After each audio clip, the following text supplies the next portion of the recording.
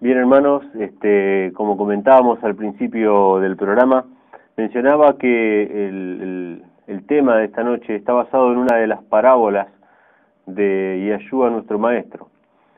Hay muchas de estas parábolas en las Sagradas Escrituras, en el Nuevo Testamento en particular, porque estaba profetizado de que el Mesías nos hablaría en parábolas. Para aquellos que por ahí lo escuchan por primera vez, ¿qué significa una parábola?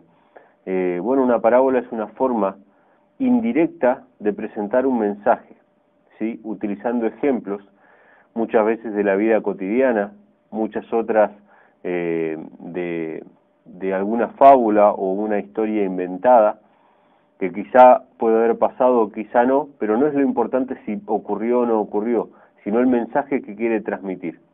Una parábola es presentar un mensaje de manera indirecta, utilizando un ejemplo práctico que sirve para ilustrar. De hecho, cuando nosotros, si hemos visto alguna vez una parábola de manera gráfica, si la hemos dibujado en la escuela, una parábola de manera gráfica o como si fuera un semicírculo, o hemos visto alguna antena parabólica, vamos a ver que la forma de la parábola es un semicírculo, un techo parabólico, los que conocen.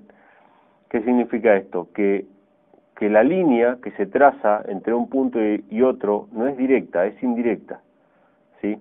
Si yo quiero trazar, para graficarlo en la mente, no, ahora estamos en radio, pero vamos a usar la imaginación. Si yo quiero trazar una línea entre un punto y otro, la forma más directa de trazar esa línea es de manera recta, una línea recta. Pero si yo quiero trazar esa línea esquivando algo, voy a trazar una línea indirecta. Y esa línea indirecta, más allá de las irregularidades que podamos tener en el trazado, va a terminar siendo una parábola, ¿sí? Va a terminar siendo semicircular, esquivando algo, ¿sí? Entonces muchas veces Yeshua habló en parábolas para que aquellos que no eran los hijos del reino, escuchando no entiendan y viendo no vean. La bendición de entender los misterios del reino de los cielos fue para aquellos que eran hijos del reino.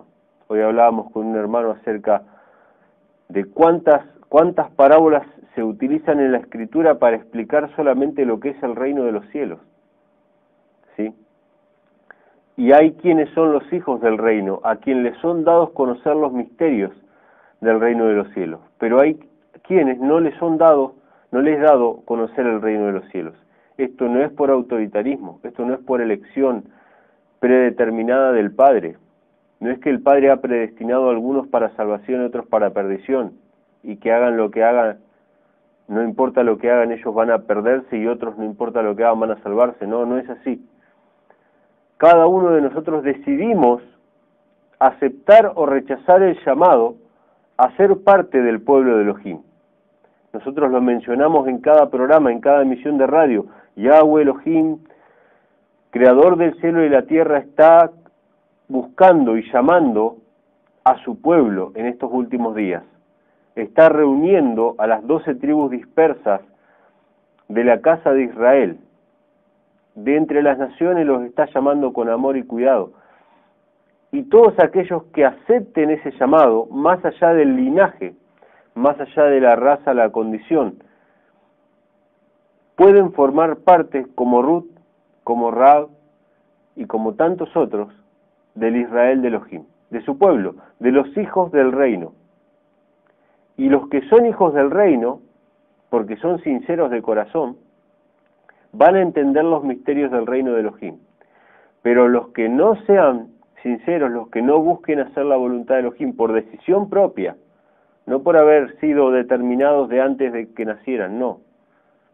Por decisión propia hayan decidido desoír los llamados que Yahweh hace a las conciencias de los hombres, entonces el mensaje con el misterio del reino de Elohim va a pasar por arriba de ellos, como si fuera una parábola. Ese mensaje que iba destinado a mí, si yo endurezco mi corazón, va a pasar por encima mío y va a llegar al que está atrás mío. Me va a saltear, ¿sí? De esa manera, las parábolas reservan ciertas verdades para aquellos que tienen oídos para oír. El que tiene oídos, oiga lo que el Espíritu dice a las iglesias. Me refiero ahora a un pasaje de Apocalipsis, ¿sí? Del capítulo 2 al 3. Las cartas a las iglesias. El que tiene oído, oiga. ¿Por qué dice esto? Porque hay quienes van a escuchar y entender, y hay quienes van a escuchar y ese mensaje no va a tener ningún significado para ellos, ¿sí? Entonces, de la misma manera, las parábolas fueron dadas con un propósito, de que lleguen a los que son hijos del reino. Vamos a leer la parábola, la vamos a leer de corrido primero. Esto está en Mateo capítulo 18, versículo 23 al 35, pero después vamos a desmenuzar, vamos a detenernos en algunos pasajes y vamos a reflexionar en ellos, ¿sí?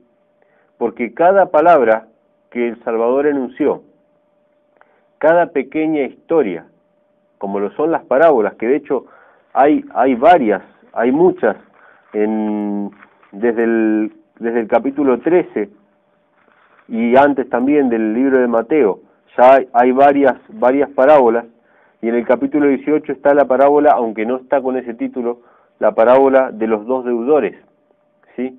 Hay varias, y en cada una de estas historias, en cada uno de estos fragmentos, de estos relatos cortos, existe muchísimo contenido que se relaciona con el resto de las Sagradas Escrituras. Ninguna palabra dijo el Salvador, nada anunció el Mesías Yahshua que no estuviera ya escrito por Moisés, los profetas y los salmos. Porque el mismo que reveló las Sagradas Escrituras en el Antiguo Testamento, el mismo que habló en el monte Sinaí, el mismo que estuvo presente cuando en la zarza ardiente se le presentó a Moisés, el mismo fue el que habló desde el monte de las bienaventuranzas y reafirmó y consolidó aquella ley que fue dada siglos atrás. Ninguna contradicción existe. De hecho, el apóstol Pedro en una de sus cartas dice que los profetas de la antigüedad hablaron siendo inspirados por el Espíritu de Cristo, del Mesías, que estaba en ellos. Así que ninguna contrariedad, ninguna controversia vamos a encontrar.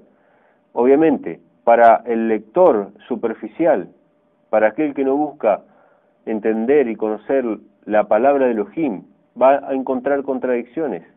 Pero aquellos que buscan la verdad, la médula espinal del asunto, el meollo de la cuestión, que buscan lo importante de cada uno de los pasajes, se va a dar cuenta de que hay una verdad, un principio eterno que no varía más allá de los 16 siglos que separan al primero y al último de los escritores bíblicos. Existe una consistencia clara, definida, de un mismo mensaje, desde Génesis hasta Apocalipsis. Un mismo mensaje porque un mismo espíritu fue el que lo inspiró. Pero si nosotros leemos de manera superficial la individualidad de cada uno de los seres humanos que fueron utilizados para escribir las Sagradas Escrituras, a nosotros nos pueden llegar a parecer contradicciones. Sin embargo, no lo son. La Biblia toda es de inspiración divina, netamente divina. Pero Yahweh utilizó instrumentos humanos con sus individualidades. De la Biblia se puede decir lo mismo que del Mesías Yahshua. La divinidad y la humanidad se tocaron, se mezclaron para dar revelación del carácter de Elohim. Tanto el Mesías, el Hijo de Elohim, que vino a la tierra para mostrar el verdadero carácter de su Padre, es una mezcla entre lo divino y lo humano. El Hijo de Elohim, que conserva la naturaleza de su Padre, se hizo hombre, se encarnó para dar a conocer el carácter de Elohim. Y la palabra, que es de inspiración divina, utilizó instrumentos humanos para dar a conocer el carácter de Elohim. Por eso dice la escritura del Mesías, el Verbo fue hecho carne y habitó entre nosotros, y nosotros vimos su gloria. Vamos a leer, hermanos, los dos deudores, Mateo capítulo 18, versículo 23 al 35, dice lo siguiente: por lo cual el reino de los cielos es semejante a un rey que quiso hacer cuentas con sus siervos, y comenzando a hacer cuentas, le fue presentado uno que le debía 10.000 talentos. A este, como no pudo pagar, ordenó su señor venderle, y a su mujer e hijos, y todo lo que tenía, para que se le pagase la deuda. Entonces aquel siervo postrado le suplicaba diciendo: Señor, ten paciencia conmigo, y yo te lo pagaré todo. El señor de aquel siervo, movido a misericordia, le soltó y le perdonó la deuda. Pero saliendo aquel siervo, halló a uno de sus consiervos, que le debía 100 denarios, y haciendo de él, le ahogaba diciendo: Págame lo que me debes. Entonces su consiervo, postrándose a sus pies, le rogaba diciendo: Ten paciencia conmigo, y yo te lo pagaré todo. Mas él no quiso, sino fue y le echó en la cárcel hasta que pagase la deuda.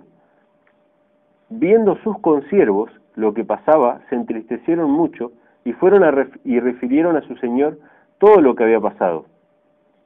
Entonces, llamándole su señor, le dijo: Siervo malvado, toda aquella deuda te perdoné porque me rogaste. ¿No debías tú también tener misericordia de tu consiervo, como yo tuve misericordia de ti? Entonces su señor, enojado, le entregó a los verdugos, hasta que pagase todo lo que le debía. Así también mi Padre Celestial hará con vosotros, si no perdonáis de todo corazón cada uno a su hermano sus ofensas. Esta parábola, esta historia, está contada en el contexto, Yahshua viene hablando, acerca de cómo debe perdonarse a un hermano, desde el versículo 15 al 22, tema que no voy a tocar en esta noche. Se habla de qué debemos hacer cuando una persona tiene algo contra nosotros. Esto es interesante, ¿no? Un hermano destacaba la importancia de esto. ¿Qué debemos hacer cuando otra persona tiene algo contra nosotros? O sea que ni que hablar de cuando nosotros tenemos algo contra otro hermano, contra otra persona. Por supuesto que tenemos que perdonarle, tenemos que olvidar esa deuda o esa falta que tuvieron con nosotros. Pero aún si otra persona tuviera algo contra mí, ¿qué tengo que hacer yo con esa persona? Tengo que perdonarlo y tengo que ir y hablar con esa persona. Está especificado de los versículos 15 al 22. En el contexto de esta explicación es cuando Pedro, en el versículo 21, dice: Entonces se le acercó Pedro y le dijo: Señor, ¿cuántas veces perdonaré a mi hermano que peque contra mí? ¿Hasta 7? Y Yahshua le dijo: No te digo hasta 7, sino aún hasta 70 veces 7. Que de hecho 70 veces 7 es 490, y 490 es un número bastante significativo porque aparece en las profecías de Daniel, ¿sí? En la profecía de las 70 semanas, 70 veces 7, 70 veces 7 años, Yahweh perdonó al pueblo de Judá, ¿sí? Al reino de Judá. 70 veces 7 años fue la misericordia que Yahweh tuvo después del cautiverio babilónico por causa del pecado. El pecado siguió en Judá, sin embargo Yahweh le perdonó 490 años hasta que se cumplió ese tiempo y Jerusalén fue desolada y destruida, cuando se cumplió ese tiempo. O sea que es un tiempo que habla del perdón y de la misericordia, la longanimidad de Yahweh para con sus hijos. Muy interesante, es un tema para otra noche. Pero vamos a desmenuzar ahora sí los pasajes que hemos estado leyendo. Lo leímos de corrido y ahora vamos a leer el versículo 23 y vamos a pararnos en algunas palabras. Por lo cual el reino de los cielos es semejante a un rey que quiso hacer cuentas con sus siervos. Nosotros cuando hablamos de hacer cuentas, nos agarra miedo. Hermanos, yo no sé ustedes, pero cuando nosotros llega un momento en que tenemos que hacer balances, tenemos que rendir cuentas a nuestros jefes, tenemos que rendir cuenta los jóvenes en sus escuelas o con sus estudios o con sus tareas en las casas, tenemos que hacer cuentas, nos ponemos a pensar a ver si hemos llegado a cumplir las expectativas que tienen nuestros superiores para con nosotros, aquellos que están sobre nosotros, en algún ámbito, en algún aspecto de la vida. Cada ser humano, tarde o temprano, tiene que rendir cuentas. Y la Escritura lo dice en varias oportunidades. Yo no busqué todos los textos, pero si agarran una concordancia y buscan la palabra cuentas, yo la tengo acá sobre la mesa, la concordancia, van a ver que aparece un montón de veces en la Biblia, refiriéndose al día final, cuando cada ser humano va a dar cuentas a Yahweh acerca de lo que hizo en su vida. Y a eso se refiere esta parábola. Dice, por lo cual el reino de los cielos es semejante a un rey que quiso hacer cuentas con sus siervos. O sea, el rey se puso a hacer cuentas con sus siervos. Se desplegaron los pergaminos que estaban anotadas todas las cuentas que había, con nombre y apellido de cada uno, y empezó a llamarse por lista a cada uno de sus siervos y cuánto le debía a cada uno de sus siervos. Y dice en el versículo 24, y comenzando a hacer cuentas, le fue presentado uno que le debía 10.000 talentos. Antes de pasar de analizar este pasaje, vamos a leer Isaías, capítulo 1, versículo 16 al 18. ¿Qué significa hacer cuentas?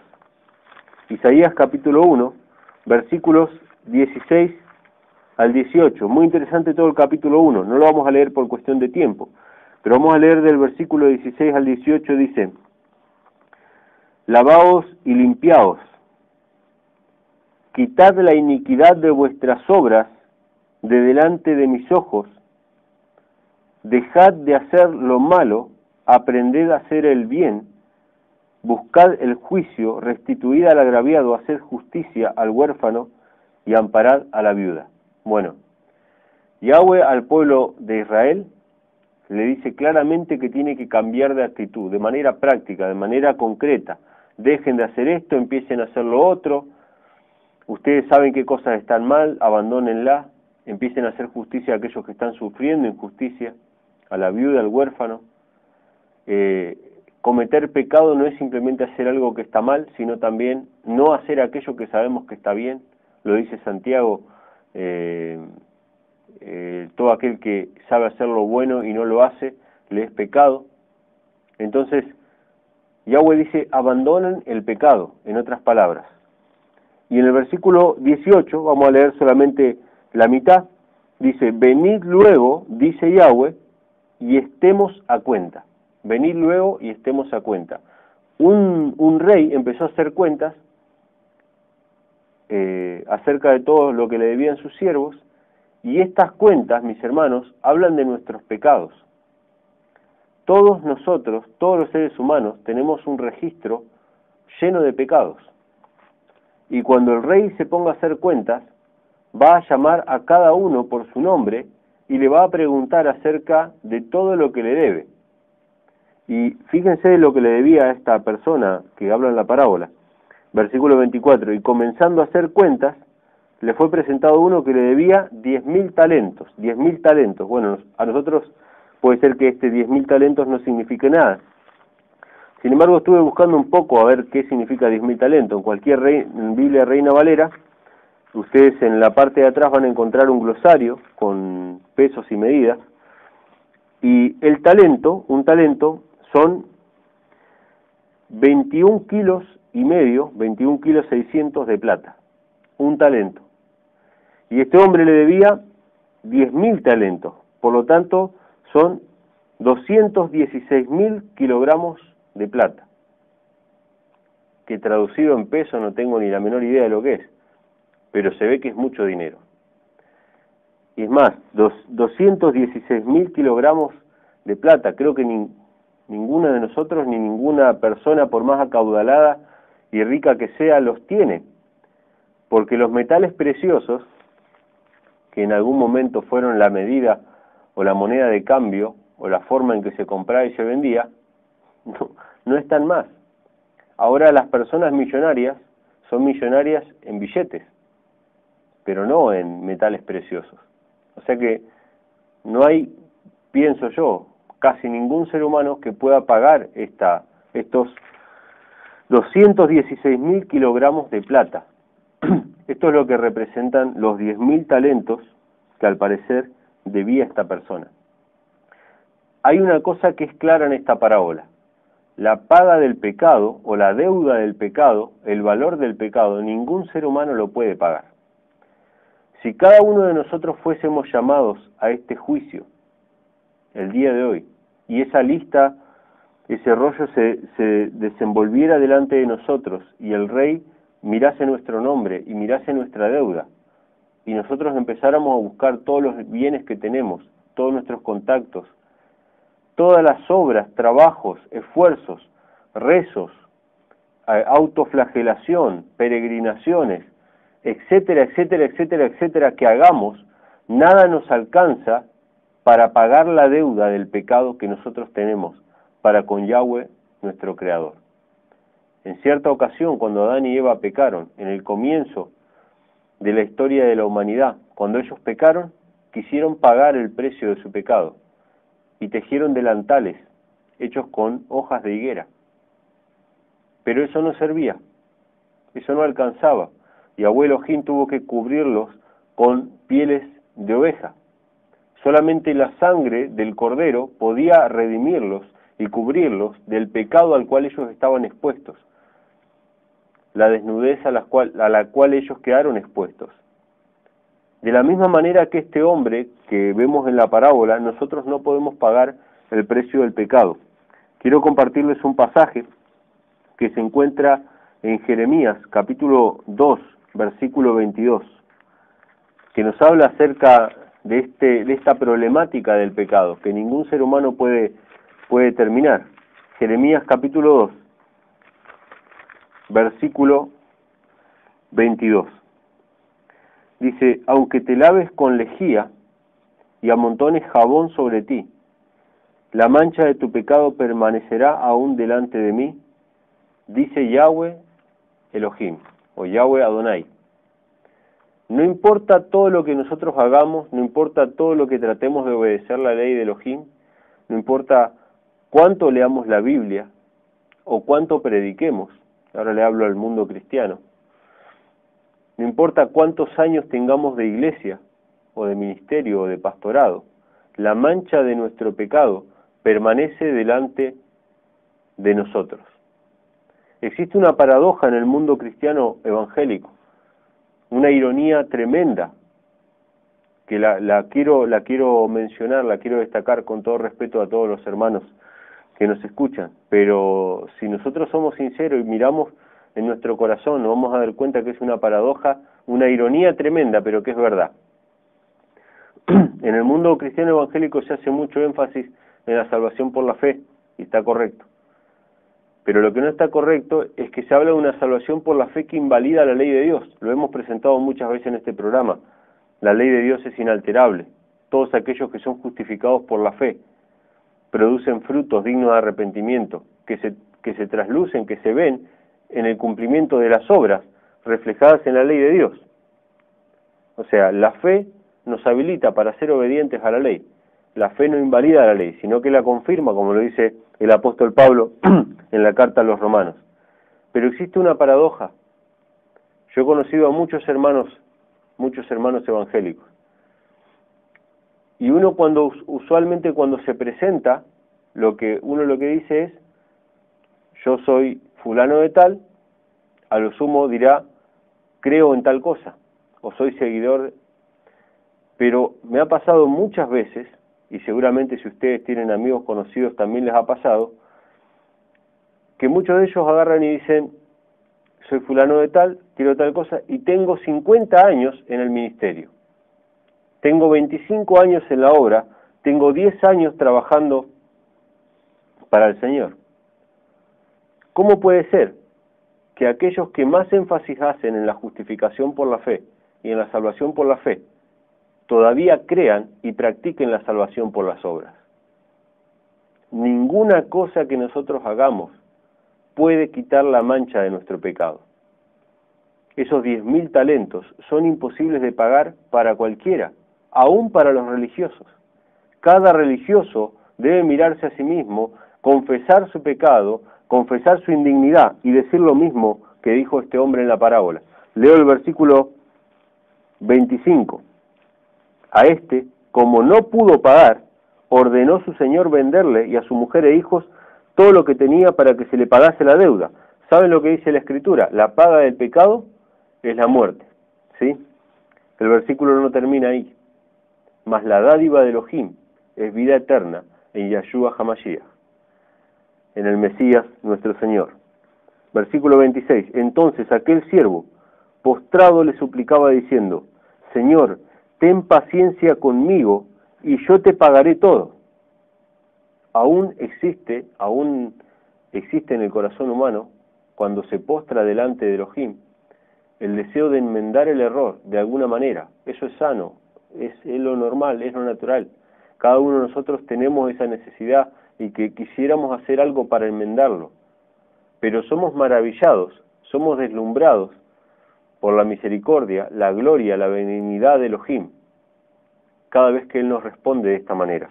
Versículo 27. El Señor de aquel siervo, movido a misericordia, le soltó y le perdonó la deuda. Oh maravillas del amor de Elohim, el misterio inexplicable de que por medio de la muerte de Yahshua nosotros somos perdonados absolutamente de todo aquello que no podíamos pagar. Y todo aquello que nosotros hicimos es considerado como nada, desaparece automáticamente del universo. Es borrado absolutamente de aquel libro, de aquel registro de deuda que teníamos con nuestro Creador.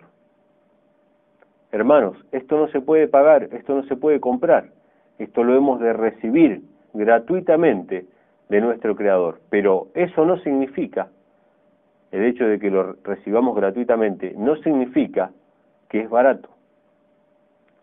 Esto costó muchísimo sufrimiento del Padre y del Hijo que vino a morir para pagar esa deuda, ¿sí? Y leemos en Nehemías, sin salir de aquí de Mateo capítulo 18, vamos a leer dos pasajes que nos hablan de la misericordia de Elohim. Una de las características que siempre se menciona en la Biblia: tardo para la ira y grande en misericordia. Se goza en hacer misericordia, está esperando que nosotros vayamos y confesemos nuestros pecados para Él poder hacer misericordia con nosotros. Leemos un pasaje en Nehemías capítulo 9, versículo 17. Nehemías capítulo 9, versículo 17.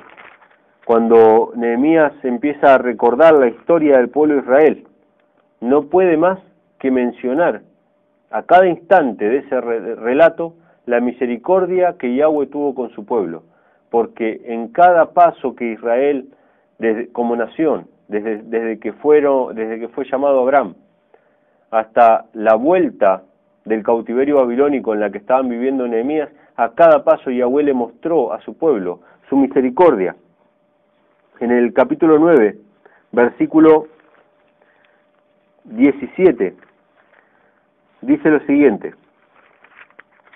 Nehemías 9:17 dice: no quisieron oír, ni se acordaron con ellos, antes endurecieron su cerviz, y en su rebelión pensaron poner caudillo para volverse a su servidumbre.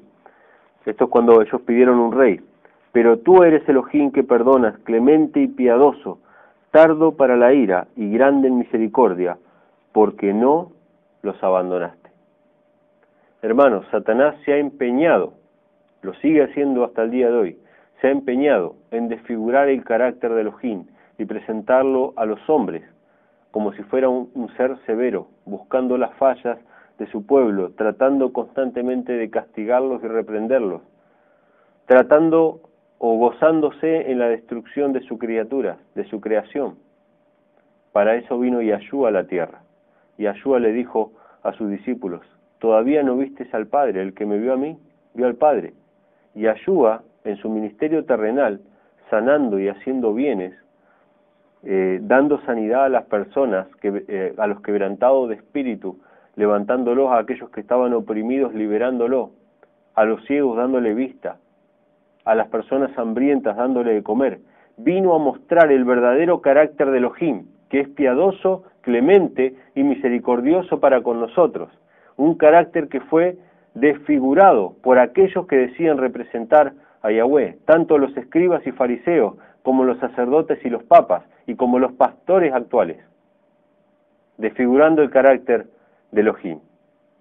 Siempre el pueblo que trató de representar a Yahweh desfiguró su carácter, y Yahshua vino para mostrar quién es él en realidad, el que ama hacer misericordia y está esperando que nosotros vayamos a él, para poder mostrarnos su rostro, mostrarnos su gloria, que es su amor y su bondad para con nosotros. Leímos en Nehemías 9:17, ahora leemos Miqueas, capítulo 7, versículo 19, otro pasaje que nos habla del amor de Elohim. Miqueas capítulo 7, versículo 19 dice, versículo 18 y 19, ¿qué Elohim, qué Dios como tú, que perdona la maldad y olvida el pecado del remanente de su heredad? No retuvo para siempre su enojo, porque se deleita en misericordia. Él volverá a tener misericordia de nosotros, sepultará nuestras iniquidades y echará en lo profundo del mar todos nuestros pecados. Cuando Yahweh perdona la deuda, perdona nuestra deuda, la perdona completamente. No las anota en otro libro por las dudas. No, Él las borra literalmente. Y en el versículo 28 vemos la actitud, que no voy a cometer el error, hermanos, de decir que tuvo esta persona, no.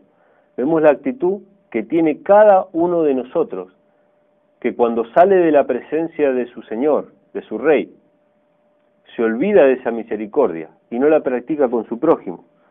Dice, pero saliendo aquel siervo, halló a uno de sus consiervos que le debía 100 denarios. 100 denarios.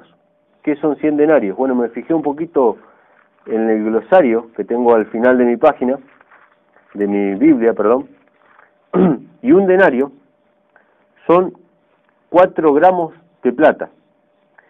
Un denario representa lo que es el salario de un jornalero, o sea, el día de trabajo de un peón, ¿sí? O de un ayudante, ¿sí? Y son casi 4 gramos de plata, o sea que estos 10 denarios, estos 100 denarios que le debía su consiervo, representan 400 gramos de plata. Vamos a comparar 216.000 kilogramos de plata contra menos de un kilo, menos de medio kilo, 400 gramos que le debía su consiervo. Esto es para que tengamos una idea, hermanos, esta comparación de los 10.000 talentos o de los 100 denarios, es para que tengamos una pequeña idea de la diferencia que hay entre las ofensas que son nuestros pecados para con Elohim, y que Yahweh se deleita en perdonarnos, y que obviamente también nos da el poder de no volver a caer en esos pecados. Esos tremendos pecados que ofenden a Yahweh, que son como 10.000 talentos, en comparación con lo que son las ofensas que pueden hacer nuestro prójimo con nosotros, que son como si fueran 100 denarios. Entonces dice que este que le debía 100 denarios, y haciéndose de él, versículo 28, le ahogaba diciendo, págame lo que me debes. Entonces su consiervo, postrándose a sus pies, le rogaba diciendo, lo mismo, ten paciencia conmigo y yo te lo pagaré todo. Mas él no quiso, sino que fue y le echó en la cárcel hasta que pagase la deuda. Viendo sus consiervos lo que pasaba, se entristecieron mucho y fueron y refirieron a su señor todo lo que había pasado. No me quiero extender, hermanos, no puedo leer todos los pasajes, pero hay quienes nos ven a nosotros. Hay seres que son consiervos nuestros. En Apocalipsis 19:10 y en Apocalipsis 21 aparece un consiervo de Juan. Era un ángel, el ángel Gabriel, consiervo de Juan. Hay quienes ven lo que nosotros hacemos y al mismo tiempo están siempre en presencia del Rey del Universo. Los ángeles suben y bajan por la escalera que soñó Jacob en Génesis, capítulo 28, versículo 12. No lo puedo leer porque no me alcanza el tiempo. En esa escalera de Jacob, los ángeles que ven el rostro del Padre anotan cada una de las acciones que nosotros hacemos y las llevan delante del Padre. Y en Mateo también, en Mateo 18:10, habla acerca de los ángeles. Dice, entonces llamándole a su señor le dijo, siervo malvado, toda aquella deuda te perdoné, porque me rogaste. ¿No debiste tú también tener misericordia de tu consiervo como yo tuve misericordia de ti?